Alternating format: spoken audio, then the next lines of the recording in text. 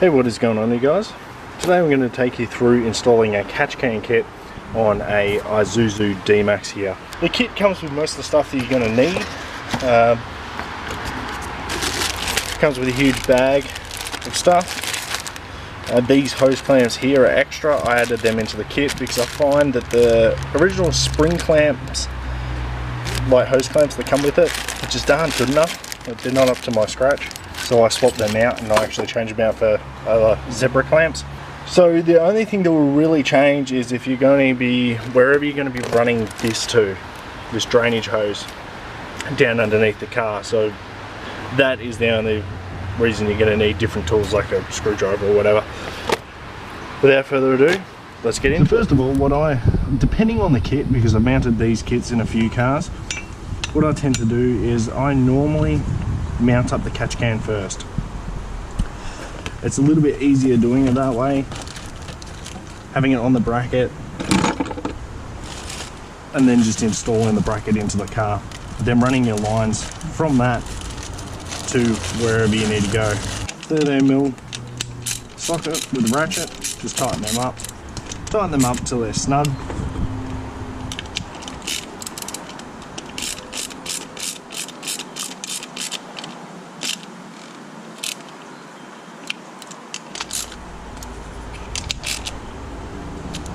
Next, what you want to do is you actually want to pull off the engine cover. The Isuzu Dmaxes are just on their own little rubber dowels. A little bit of prying and you get it off, like so. Little rubber dowels. Now, where the catch can is going to be mounted, it's actually going to be mounted down in here.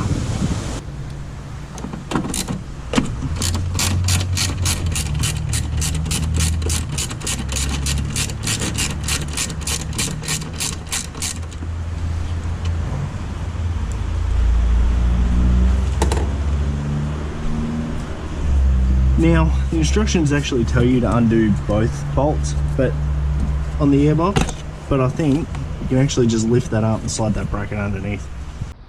Okay, so the next thing you want to do with the catch can is you actually want to add on a drainage tube before you install it into the car, because it makes it a little bit difficult sometimes, depending on the location of the catch can, or how easy or difficult it is to install that after the fact. Now, they do these hose clamps pretty tight, so just loosen them off till they're about the last couple of turns. And what I normally do is I'll sit where the catch can is going to be positioned. The catch can is going to be sitting there like that, underneath there. It goes to that back bolt there and under the airbox. So what I try and do is run it so the hose angles like outside the car, like so. And I'll probably just run it down and just behind there. It's definitely easier to do this when the catch can isn't actually mounted. The first one I ever did of these, I found out the hard way.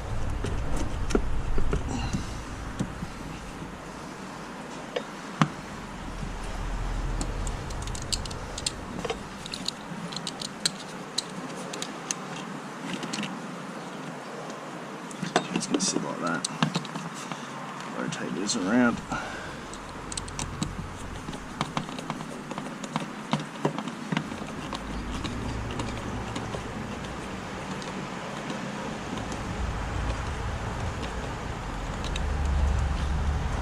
Tighten this up so it's tight, firm, won't come off.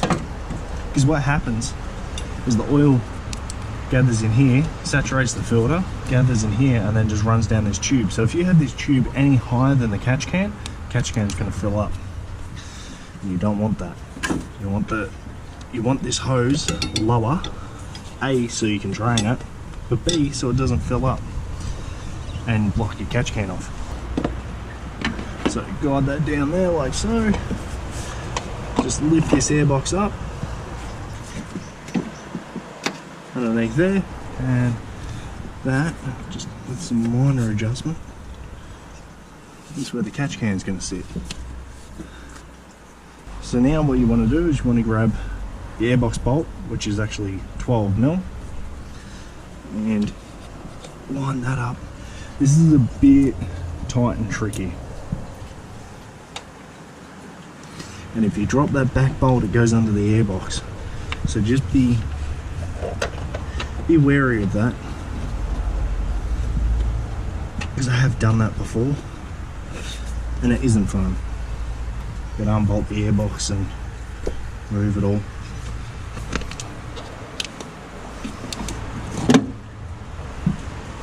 It's really difficult. I can actually remove my watch. It's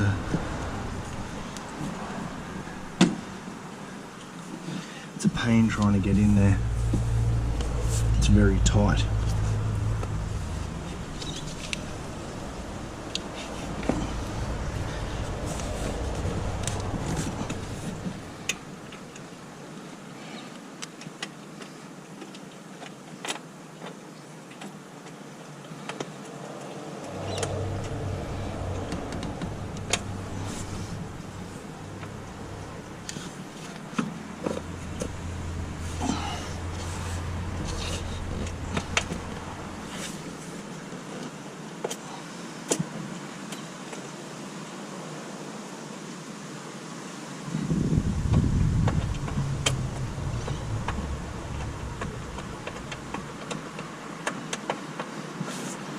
So once you have that sitting there, slightly installed, then you just move your catch can around to your liking. Make sure you can access 4 Allen key bolts and actually pull this off if you need to, because your filter element's inside. And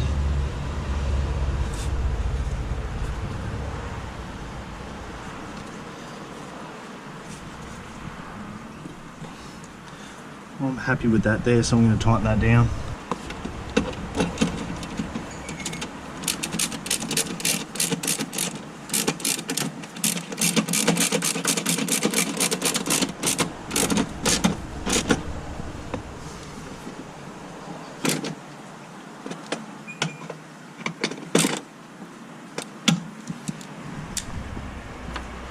Swap your 12mm out for a 10mm.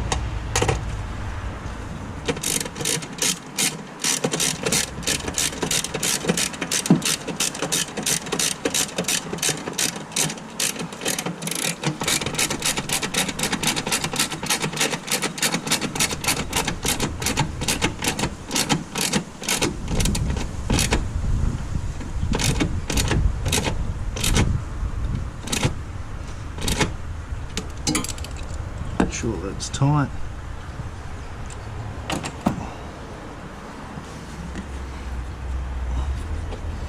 And you just move that bracket to see fit. Perfect. Now for running the lines. So what you want to do is you want to remove this line here. See how that comes out of the rocker cover and it goes into the air intake?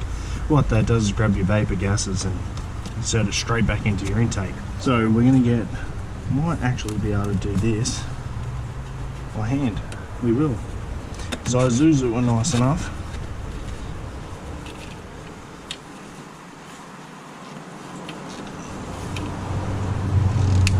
to make it easier for us. Another thing you have to see, all that, see those vapors? All that goes back in the intake. Another thing you have to be careful of is that you do not snap the outlets off the intake. I've seen people do that in the past and it makes your job very hard. Now what you want to do is you want to grab your 2 hoses if you've got a pre-made kit. With pre-made kits, these are pretty good. It tells you to attach a hose to the bottom of the catch can to the engine, which is what you want, and then you want B hose from the top of the catch can to the intake. Now, if you're unsure of this, right, what you want to do is you have a look and there will be an arrow on your catch can. Or most catch cans have arrows on them, in and out. if you don't install this correctly, what it will do is it'll pressurize your crankcase. You'll blow out timing case seals, your crank seal, your rear main seal, and the thing will just start leaking from everywhere. This catch can is fitted on the side with a pressure release valve, so if this does block up for any reason, it will just vent out through here, vent to atmosphere. So now that you want to install these hoses, I use these 4 clamps. They're zebra clamps from Worth. In your kit, if you have one of these kits, you'll get these. These just don't cut it for me. I don't like them. Best place for them is probably the bin. You want to connect the bottom of the catch can to the engine, and then you want to connect B hose from the catch can to the intake, and that is how it will look. So let's get that installed. This clamp on here, this clamp there, slide that on there, slide this onto the can, hitting a little bit on the master cylinder. Now you don't want to do that, so you want to rotate that and just move it. These kits, you have to do minor adjustments because every car is different. I've had kits where I've had to do major adjustments because they're just not 100% right, and they do sort of a one size fits all for every car.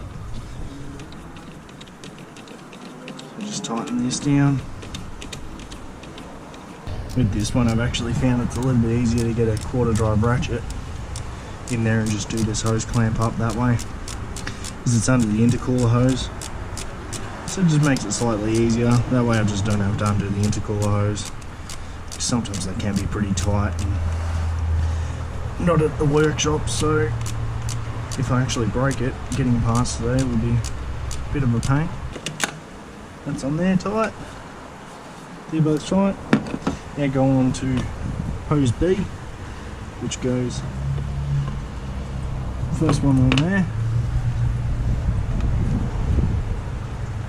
which I'll try and angle that so it's easy to do. And then that one up there like so. Slide that all the way on. Good tip is just feel along the hose and you'll feel that that's the end where the barb is. And just slide it back a little bit more with the hose clamp. Helps you from clamping down something that's not even the barb.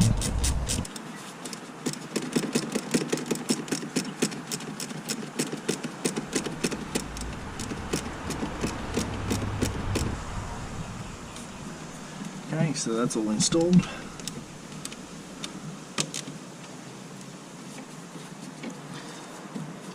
That's the majority of the catch can just done, all installed. You just go over all your bolts, make sure that they're right. Make sure that's all good.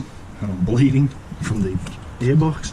With this part, put the barb in the end like so, put some Teflon tape around it, tighten that, close off the valve like so, and then I normally put a cap or something on the end of it,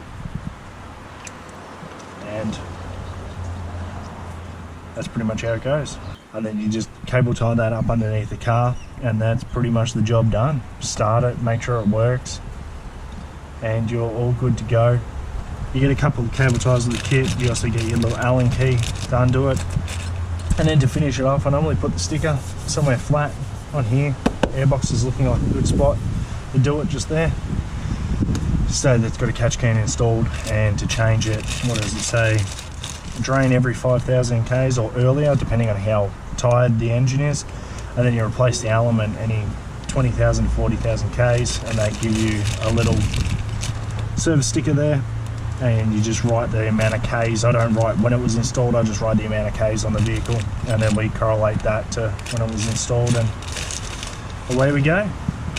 So I'm going to get this finished up, and I'll see you when it's done. All I've done with this one is I've run the drain down here underneath the rail, and then just up here, cable tying through the rail, cable tied there, and also cable tied there. I've actually left a lot of length with this one, just due if the customer wants to change it. There's a few places you can actually mount this. When it's actually undone completely, it can be pulled out to here and drained, but the only concern is it is close to the sway bar. I have checked it, it's not going to get hit by the sway bar or anything like that. There's more than enough clearance, but just for the sake of this customer, I've left it the way it is so they can actually reroute it and move it to wherever they see fit. All I've done there to avoid that engine cover now is I just rotated that towards the back of the car to lower this down. You don't want to hit it on the engine cover, it will cut through it. Especially with diesel and all the vibrations that they have, you can't really have too much stuff rubbing because they do cut through. See now, it's got more than enough clearance. It's all good. That runs down all under there. That's all good. Out there, just even this thing out so it's not so crumpled up. As you can see, my hands are filthy. Running the line down underneath is by far the dirtiest part of the job.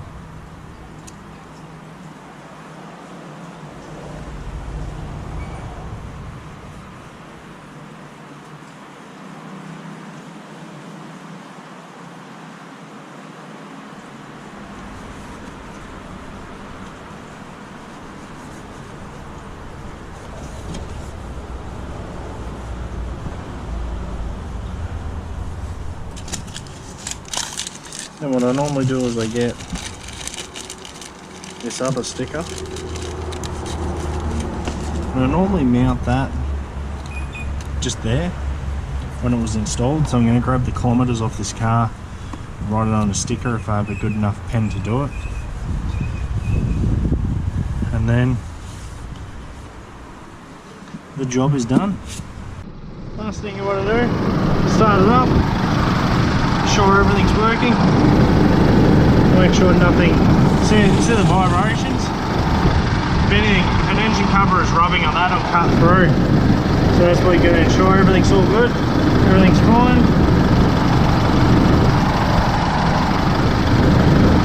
Which it is.